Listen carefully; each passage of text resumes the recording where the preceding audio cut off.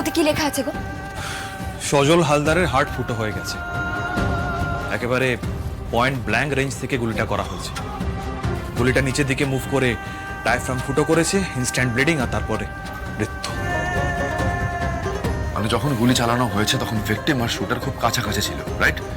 লাবণ্যর office থেকে যে বন্দুকটা পাওয়া গেছে সেই বন্দুকে লাবণ্যরই ফিঙ্গারপ্রিন্ট আছে।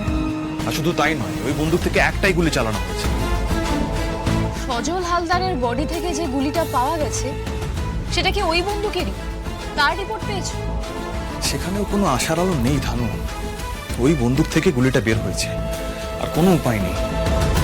কিন্তু দাদা ভাই, দি ভাইয়ের ঘরে ওই বন্দুকটা গেল কি করে?